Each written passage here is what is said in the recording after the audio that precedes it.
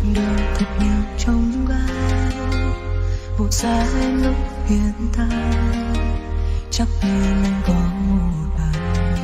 Một tình giờ xa anh đi vội vàng, nắng cay em mang đêm về lang thang, càng giữ càng mất cánh tay buông giờ, lần nào cũng thế xót xa em chê. Mất anh rồi em sống ra sao, mất anh rồi em sống thế nào, những yêu thương chẳng còn duyên dáng, nỗi đau này như ngàn vết dao. Anh sẽ cùng em đến tương lai, anh sẽ cùng xây đắp hiện tại, yêu sâu đậm rồi cùng nhang phai, xa anh rồi nhưng giờ đã lại.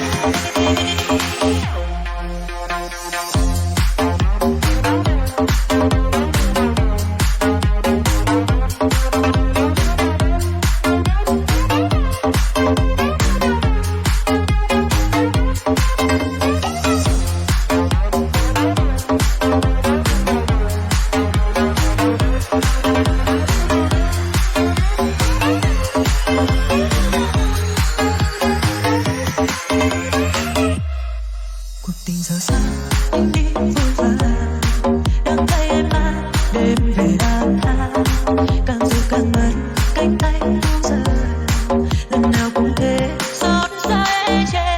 Mất anh rồi em sống ra sao, mất anh rồi em sống thế nào, những yêu thương chẳng còn duyên dáng, nỗi đau này như ngàn vết dao.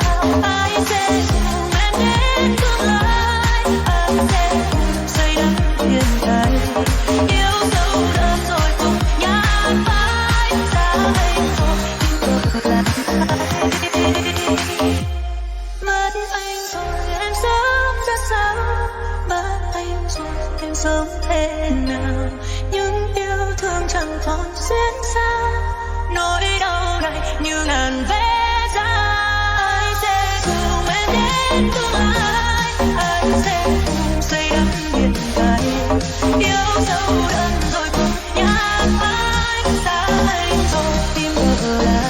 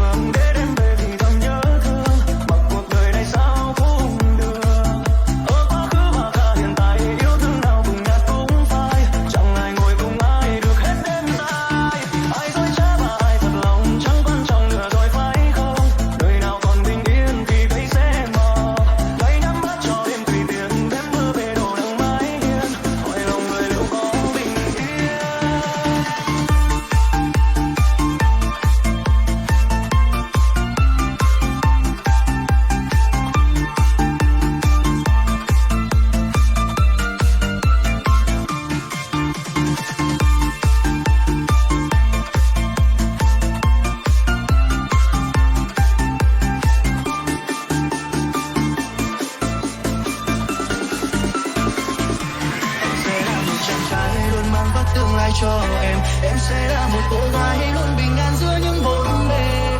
Ba mẹ em cố tính thì ba mẹ anh cũng chẳng vừa. Hạnh phúc đi lên từ những điều bé thôi.